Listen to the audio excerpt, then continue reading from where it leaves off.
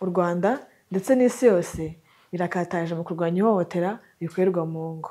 Ari nayo mpamvu turi mu minsi 16 yahariwe kurwanya ihohoterwa rishingiye ku gitsina. Ikaze mu kiganiro Baho Neza twite ku buzima bwo mu mutwe. Ni ikiganiro muyozwa n'umuryango Africa Gahozo ku bufatanye na Minisiteri y'Ubuzima ibinyujije muri RBC ndetse n'Imbuto Foundation. Insanganyamatsiko yacu uyu munsi iragaruka cyane ku ihohoterwa rikorerwa mu ngo ndetse n'uruhare igira ku buzima bwo mu mutwe bw'umwana. Njye mugiye kubana ni Akimanzi Sujyahayane kwa ikaze.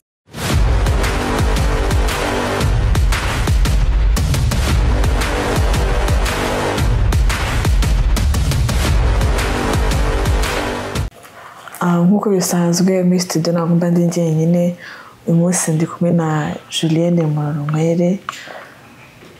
Kwa ikaze. Murakoze cyane. Ndi kumwe na Uwimana Aimé Patrick. Tubaha ikaze. Murakoze. Bose ni abakozi ba Vega mu ishami rishinzwe ubuzima bwo mu mutwe. Nk'uko insanganyamatsiko yacu uyu munsi tukomeza kugaruka ku ihohoterwa rikorerwa mu ngo ndetse n'ingaruka ihohoterwa rigira ku buzima bw'abana bwo mu mutwe. Julienne, wadufasha kubanza gusobanukirwa neza ese ihohoterwa rikorerwa mu ngo ni iki? Ihohoterwa rikorwa rite muri rusange kugira ngo tugire ishusho y'iryo hohoterwa? Murakoze. Ubanza bitoroshye kuvuga ihohoterwa kuko ihohoterwa rikorwa mu buryo bwinshi. Nk'uko yarabivuze, ihohoterwa ni igikorwa gikorwa ku mubiri w'umuntu mu rugo. Urugo rugizwe n'abantu batandukanye. Iyo tuvuze urugo tuba tuvuga umuryango usangamo umugabo, umugore ndetse n'abana, kuko abana bari mu muryango bashobora kuba ari abana bavuka ku mugabo n'umugore bagize urwo rugo, cyangwa se ari n'abana barera, kuko umuryango nyarwanda bamwe abantu benshi batandukanye bitewe n'ubuzima abantu barimo. Umuryango rero ushobora kurera abantu benshi batandukanye.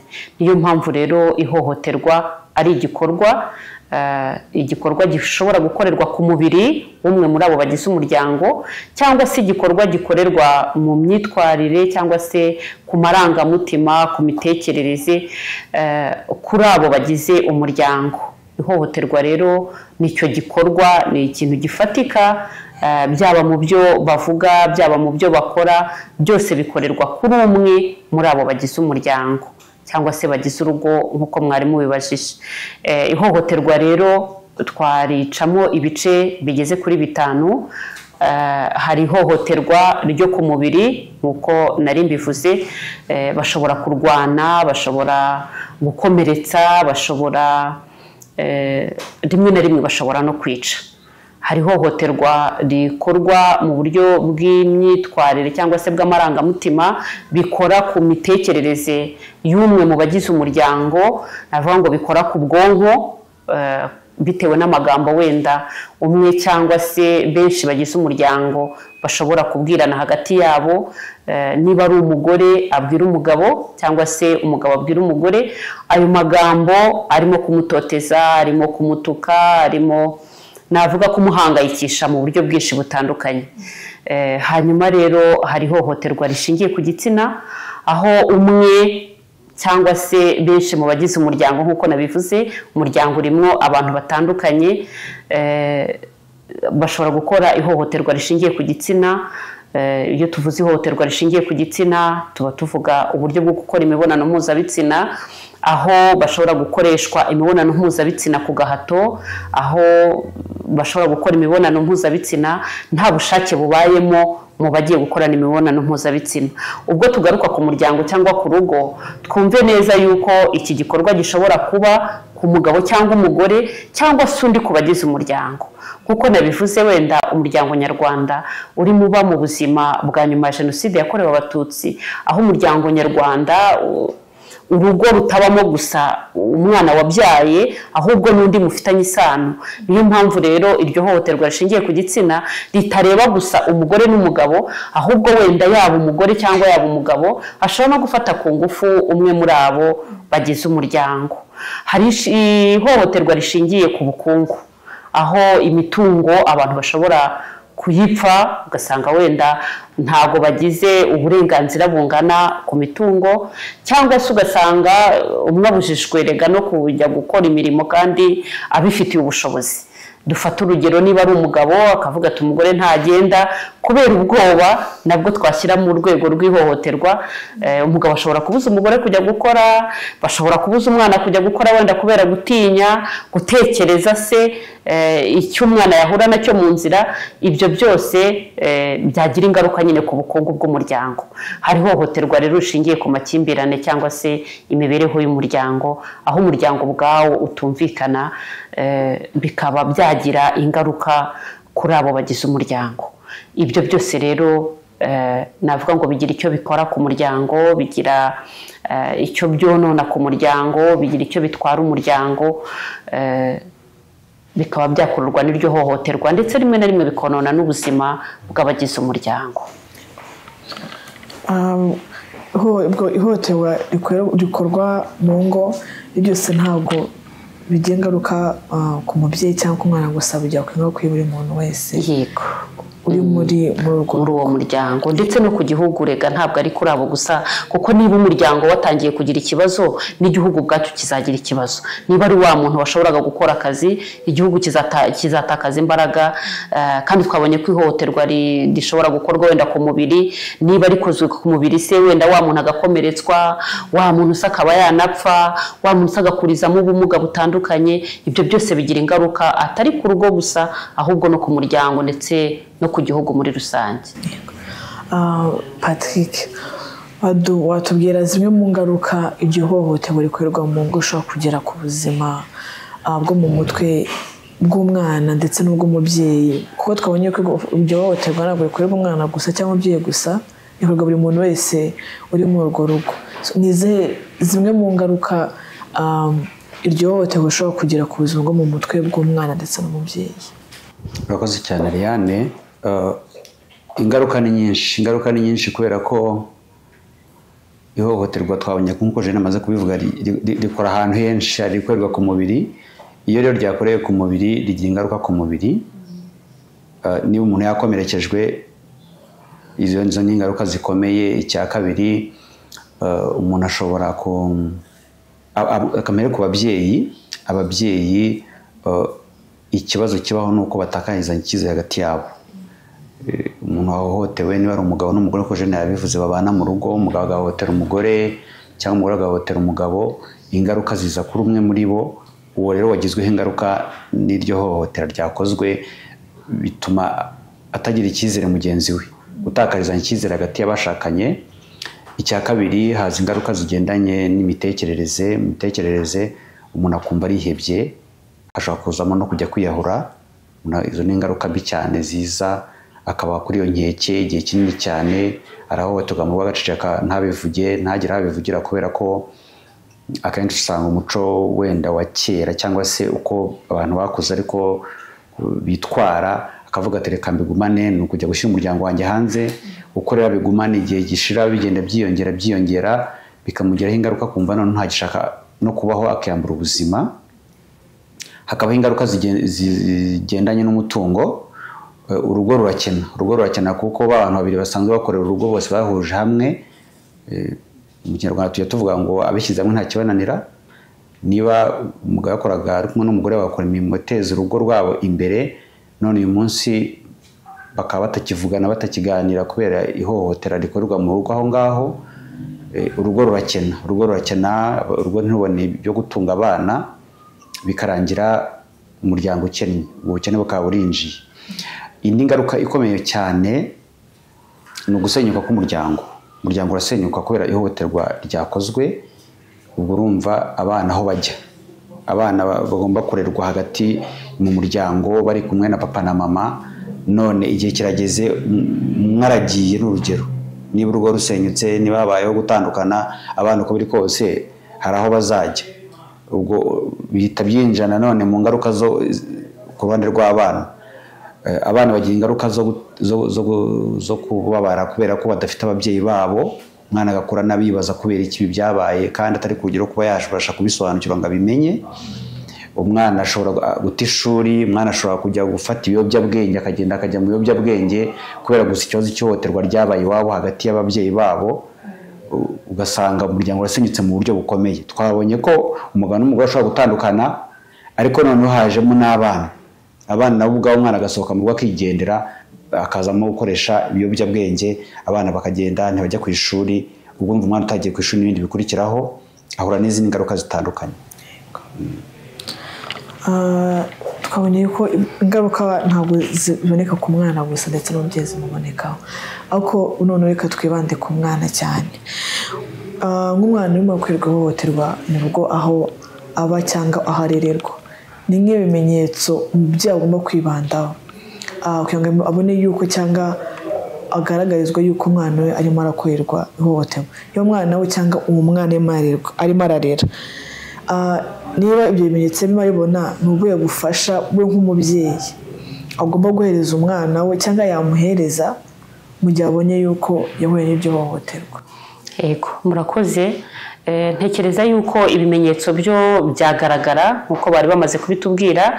Ibimenyetso ku mwana navuga ngo twabivuga mu buryo bubiri.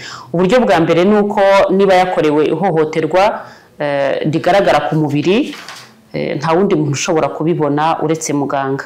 Uwo mwana yagezwa kwa muganga. Twavugaga wenda y'amoko atandukanye y'ihohoterwa. Niba yakorewe ihohoterwa ku mubiri, agakubitwa, agakomeretswa, uwo mwana yagezwa kwa muganga. Hanyuma hari ihohoterwa rindi wenda rikomeye rigaragara naryo ku mubiri. Nubwo ibigaragara ku mubiri bigaragara n'imbere, navuga ngo mu mutima cyangwa se mu bwonko, muri ya marangamutima n'imitekerereze, ariko ibigaragara ku mubiri yabanza akagezwa kwa muganga. Ihohoterwa rishingiye ku gitsina naryo nuko yabanza akagezwa kwa muganga, aho muganga ashobora kureba iryo hohoterwa koko riri ku ruhe rwego cyangwa se akeneye imiti ku buryo bungana iki. Ibyo ni ibigaragara ku mubiri, kuko niyo byaba ari ibishingiye ku gitsina, hari uburyo wenda yakomereka mu gitsina, hari uburyo rero nk'uko nari mbivuze bugendanye n'amarangamutima cyangwa imitekerereze. Aho ngaho nabo hari ibimenyetso bihagaragarira. Umwana ubundi iyo tuvuga umwana aba mu byiciro bitandukanye. Hari umwana ukiri muto, uwo bita igisekeramwanzi. Ubugome ntabwo bugira sinzi ukuntu babivuga mu Kinyarwanda, ariko ubugome ntabwo bugira igihe. Ushobora gusanga n'umwana wo mu cyiciro cy'amezi nabo ngo bajya bahohoterwa. Rero bitewe n'ikigero cy'umwana hari ibimenyetso umwana agaragaza. Niba umwana yari ari mu kigero cyo kwitwa igisekeramwanzi, uzamubonana ubwoba, uzamubonana igihunga, uzamubonana kutisanzura. Niba ari umwana rero ugeze mu gihe cyo kujya ku ishuri, aho ho uzabigenzura atari ku mubyeyi gusa ndetse no ku murezi. Ndavuga umwarimu urera wa mwana. Imyigire mu ishuri izatakara, cya cyizere ndetse n'ubusabane haba hagati ye na bagenzi be nacyo kizatakara. Wenda ntararenga kuri uyu mwana utarajya no mu ishuri, ukiri muto, ngenda atanga urugero ku mwana wanjye. Tugira abakozi mu rugo, abo dusigira abana nk'abarezi. Nibuka igihe kimwe mfite umwana utaruzuza umwaka, niko ntekereza, yahoranaga ibibazo byinshi bitandukanye, ariko kubera yuko umukozi namusigiraga yaramukubitaga. Rimwe na rimwe naba ngiye kugenda ugasanga umwana ararira, ukabona ariko kuko nta kundi byagenda ngasohoka nkagenda. Igihe kimwe umuturanyi yarambwiye ati se urishye ntinagiye. Arambwira ati uyu mwana buri gihe iyo bigeze hagati ya 2:00 na 3:00, kurumva ni amasaha nyine mba namaze kuva mu rugo, ati umwana ararira ku buryo buteye ubwoba. Nza kubicunga nsaga wa mwana iyo tumaze kugenda icyo umukozi akora ni ukumukubita. Ni ukumukubita ntiyinyarire, ntagira ate, kugira ngo wa mwana abeho ku mabwiriza ya wa mukozi. Rero hari ikigero umwana abagezemo, hari ibyo ubundi umwana basanzwe akora, hari ibyo abashobora kwibwiriza, hari ugusaba wenda ifunguro mu gihe ashonje. Ibyo byose umwana arabitakaza kubera yuko abo bari kumwe navuga ngo bamurereye nyine muri rya hohoterwa. Rero iyo ari umwana ugeze kujya mu ishuri, byo ibimenyetso bigaragara ku buryo bufatika. Imisabanire ye n'abandi iratakara, byaba n'ubusabane mu muryango bugatakara, kuko umwana arangwa no gukina. Iyo rero urimo ubona umwana ukabona ntakina, ukabona arigunze, ukabona arijimye mu maso, ukamuha ibiryo ukabona hari icyo Patrick yageze kuvugaho, ubundi hari uburere, navuga ngo uburere bugendanye n'umuco nabwo rimwe na rimwe bukuza rya hohoterwa, kuko iyo turebye wenda imwe mu migani hari ibyo igenda itubwira. Ubwo ndabivuga kubera yuko mvuga imico. Mu minsi yashize nageze mu rugo nsanga abana bigana n'abanjye ku ishuri bigaho, twebwe tusa naho turi hafi y'ishuri. Hanyuma umwana, ntabwo nzi ababyeyi be ariko ni inshuti y'abana banjye, batahanye. N'ubu bageze mu rugo babagaburiye, uwo mwana aravuga ngo ya wacu barambujije ngo sinkarye mu mihana. Hanyuma muri uko kutarya mu mihana ntatekereje ko yatahanye nabo, ntatekereje ko n'ubundi nta nuza aho ari, ariko kuko iwabo bamubujije, nubwo yaje ashaka kugendana n'abandi ntabwo ari buharye kuko ari mu mihana. Rero ubwo burere tuba twarahaye abana, ibyo tuba twarababwiye, nabyo bituma urumva umwana ubundi yagasangiye n'abandi, umwana yakaganiriye n'abandi, kuko niba umwana atashye saa sita arashonje, ariko kutarya nuko hari uburere yahawe. Rero ibyo byose ni ibimenyetso bigaragaza bwa busabane bugenda busa naho butakara kubera ubwoba. Hari ubwoba bw'uburozi birashoboka, ariko kandi hari na bwa bwoba bwo kwisanzura, kuko uburozi umwana ntiyakabutekereje arimo asangira na bagenzi be. Ibyo rero bigaragaza bwa burere umwana aba yarahawe, cyangwa se navuga ngo na rya hohoterwa ryatambukiye muri ya magambo cyangwa se muri ya mabwiriza atandukanye umwana yagiye ahabwa. Rero ibimenyetso bigaragarira muri ubwo bwoba butandukanye bw'ibyo abantu banyuramo. Hari mu kwisanzura, hari muri iyo mibanire n'abandi, ndetse no mu gutakaza cya cyizere nk'uko bigeze kubitubwira. Umwana rero uko agenda akura, mu Kinyarwanda baravuga ngo ko umureze niko akunyarira. Uko agenda akura ugasanga hari byinshi byakagombye kumuranga muri cya cyiciro cy'imyaka agezemo, ariko atagaragaza kubera bwa bwoba bukomoka kuri rya hohoterwa yagiye abamo cyangwa se abona bitewe n'aho yarerewe. Rero wenda ibyakorwa byo ni byinshi. Hari ukugezwa kwa muganga, nari nigeze kubigarukaho, ariko kandi hari n'ibyakorwa mu muryango ubwawo. Nari navuze wenda ku buryo bw'imivugire cyangwa se imibanire y'umuryango hagati. Hari mu Kinyarwanda baravuga ngo kwigisha no guhoraho no guhozaho. Uyu munsi turi muri ubu bukangurambaga ku buzima bwo mu mutwe bufite ingaruka kuri iryo hohoterwa, ariko kandi buganisha no ku mibereho y'umwana. Umwana rero niba tumutegerejeho imbaraga mu gihugu cy'ejo hazaza, ni uko mu burere ahabwa hagomba kubaho kongera kubabwira uburyo nyaburyo bwo kubaho. Uburyo nyaburyo bwo kubaho rero navuga ngo ni u Rwanda ruzira ihohoterwa.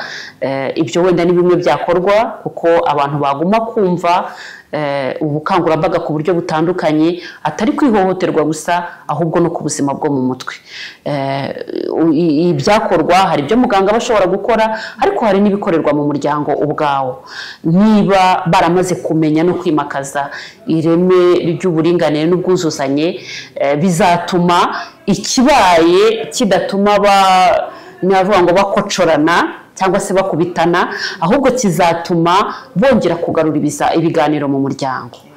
Ibyo biganiro bagaruye mu muryango bituma na wa mwana agarukana bwa bumuntu, agarukana kwa kwisanzura, kuko umwana niba azi ko papa cyangwa mama, iyo papa yinjiye mama navuga ngo ajya munsi y'ameza. Niba rero umwana azi ko iyo papa yinjiye mama ajya munsi y'ameza, cyangwa iyo mama yinjiye papa akajya munsi y'ameza, naje mpura n'umuntu wamfashije muri iki kiganiro. Navuze ngo nigeze kubibwira Patrick, ntubanze uyu muntu twazanye yatekereje ko nje muri iki kiganiro.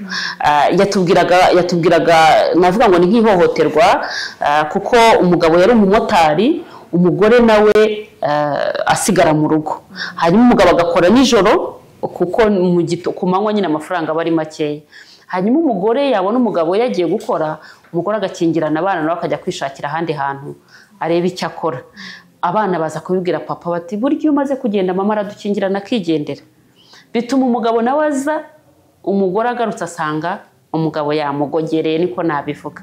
Urumva intambara yabaye hagati y'abo bantu, kubera ko umubyeyi bavuga ari umubyeyi mukuru, yavuga ngo no, ngo ayo ni amahano. Ndavuga se uyu mugore uzi yaragiye gushaka iki? burya rero iyo navuga ngo communication cyangwa se uburyo abantu bavugana baganira butagenze neza, buri wese ntamenye icyo ashaka. Icyiza rero ni uko abantu nibazamura uburyo bw'ibiganiro, uburyo bw'imyumvire, wenda binyuze mu bukangurambaga butandukanye, kuko burya abantu ni abandi kandi abantu bakeneye ibiganiro ku rugero urwo ari rwo rwose rw'umuntu. Navuga ngo kuri ba bana, nubwo mwambwiye ngo mvuge cyane ku bana, ariko ntabwo binyorohera kuvuga abana ntavuze ababyeyi, kuko ibyo abana babona bituruka mu babyeyi. Cyane cyane wenda ihohoterwa abana bagira rikomoka ku buryo ababyeyi babayeho. Nari mvuze ngo umubyeyi winjiye munsi y'ameza, ariko tunatekereze imwe mu migani nyarwanda abantu bakuru bagenderaho. Nuko zubakwa, ruvuze umugore ruvuga umuhoro. Patrick buriya araza kutubwira myinshi irenzeho, ndabizi yuko imigani ayizi cyane, ariko imwe muri iriya migani ituma ba bantu babasuzestime, badashobora kuzamura na za mbaraga na bwa bushobozi bafite, kuko bavuga wenda bati bimeze gutya. Tugira amahirwe kuko turimo dukurira mu Rwanda rufite uyu mwanya, abantu bagashobora gutega amatwi ibi biganiro bitandukanye. Ariko hari igihe uyu mwuzukuru wa Patrick atashoboraga kwicara ngo akore ikiganiro nk'iki ngiki. Ibyo rero byose birimo mu bituma abantu batakaza cya cyizere, bakanatakaza bwa bushobozi bifitemo, bwabo bwo gukora, bwabo bwo kubaho. Umuntu agatakaza za mbaraga karemano yari asanzwe yifitemo. Rero icyiza ni uko abantu bongera kumva ko abishyize hamwe nta kibananira, Patrick yabivuze. Ariko kandi abantu iyo bakoreye hamwe, iyo baganiriye, hari byinshi bunguka kandi bishobora kubafasha gukomeza ubuzima no gukomeza kubaho. Icyo nakangurira wenda abaduteze amatwi ni uko burya ntabwo twese tugira imbaraga zingana, ariko imbaraga zacu zose ziberaho kuzuzanya.